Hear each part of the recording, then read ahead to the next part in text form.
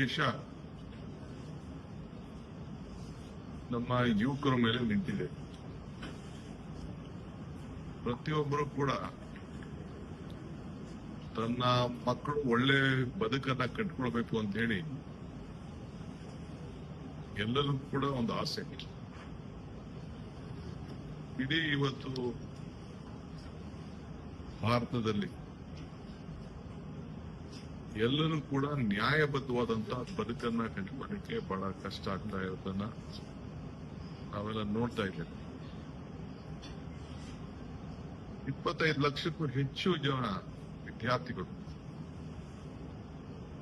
ಪರೀಕ್ಷೆಯನ್ನ ಬರೆದಿ ಕಷ್ಟಪಟ್ಟು ಓದಿ ತಂದೆ ತಾಯಿಗಳ ಸಹಕಾರ, ಶಿಕ್ಷಕರ ಸಹಕಾರ, ಮಕ್ಕಳ ಆಸಕ್ತಿ ಎಲ್ಲರೂ ಕೂಡ ಒಂದು ಬದುಕಿನ ನಮ್ಮ ಜೀವನ ಎಲ್ಲರಿಗೂ ಉದ್ಯೋಗ ಸಿಗ್ತದೆ ಅಂತಲ್ಲ,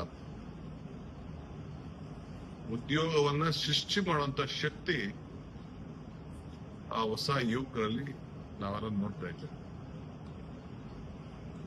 ಸೊ ಇದು ದೇಶದ ಒಂದು ಆಸ್ತಿ. ಇವತ್ತು ಒಂದು ದೊಡ್ಡ ಮಾರಕವಾದಂತಹ ಸನ್ನಿವೇಶ ಪೇಪರ್ ಲೀಕ್ ಮಾಡಿ ಈಚೆ ಬಂದು ಒಂದು ಪ್ರತಿಭಟನೆಗಳು ನಡೀತಾ ಇದೆ. ಯಾರಿಗೆ ಮನಸ್ಸಿಗೆ ನೋವು ಇರ್ತದೆ ಅವ್ರು ಪ್ರತಿಭಟನೆ ಮಾಡ್ತಾರೆ. ಆದ್ರೆ ಪ್ರತಿಭಟನೆಕಾರರನ್ನ ನಾವು ಯಾವ ದೃಷ್ಟಿಯಲ್ಲಿ ನೋಡ್ತಾ ಇದ್ದೀವಿ, ಇದು ಬಹಳ ಮುಖ್ಯವಾದಂತ ವಿಚಾರ. ಕಾಂಗ್ರೆಸ್ ಪಕ್ಷ ಮತ್ತು ವಿರೋಧ ಪಕ್ಷ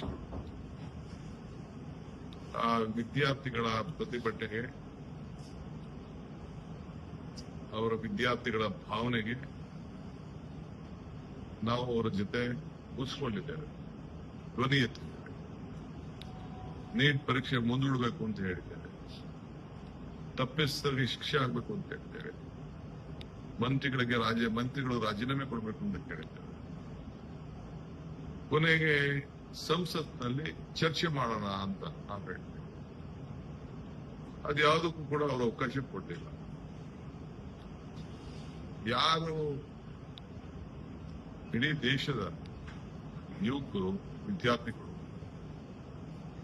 ಬಂದು ಪ್ರತಿಭಟನೆಯನ್ನ ಮಾಡಿದ್ದಾರೆ. ಯಾರು ಅವ್ರ ಗಾಡಿ ಮಾಡ್ಕೊಳ್ಳಿಲ್ಲ, ಯಾರು ಅವ್ರಿಗೆ ಸಂಘಟನೆಗೆ ಒಂದು ಕರೆ ಮೇಲೆ ಅವರೆಲ್ಲ ಬಂದಿದ್ದಾರೆ. ಅವರೆಲ್ಲ ಮೌನದಿಂದ ಅವರ ಮೆರವಣಿಗೆಯನ್ನು ವ್ಯಕ್ತಪಡಿಸ್ತಾ ಇದ್ದಾರೆ.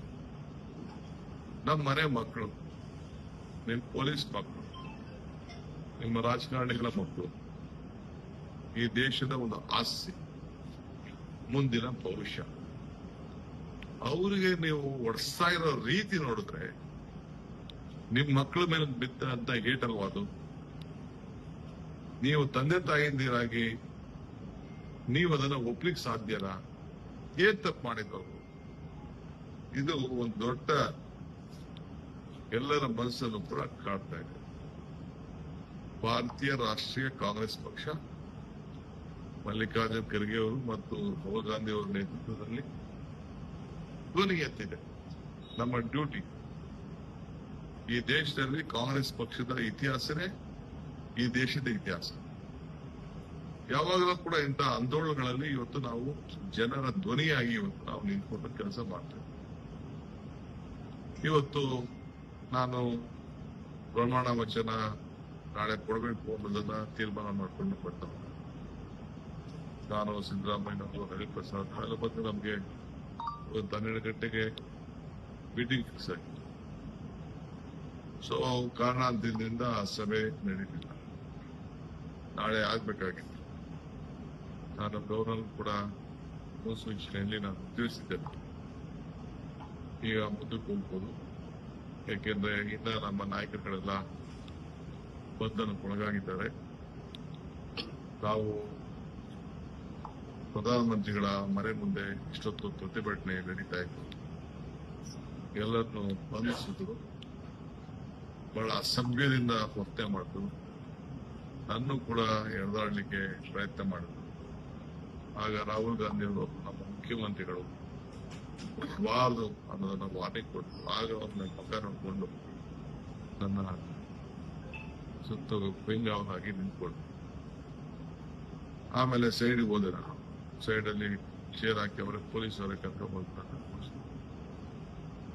ಸೊ ದೊಡ್ಡ ಪ್ರತಿಭಟನೆ 1-3 ಗಂಟೆ ನಡೀತು. ಇನ್ನಷ್ಟು ಸುದ್ದಿಗಾಗಿ ನಮ್ಮ ನ್ಯೂಸ್ 11 ಕರ್ನಾಟಕ ಚಾನೆಲ್ಗೆ ಲೈಕ್ ಮಾಡಿ, ಶೇರ್ ಮಾಡಿ, ಸಬ್ಸ್ಕ್ರೈಬ್ ಮಾಡಿ.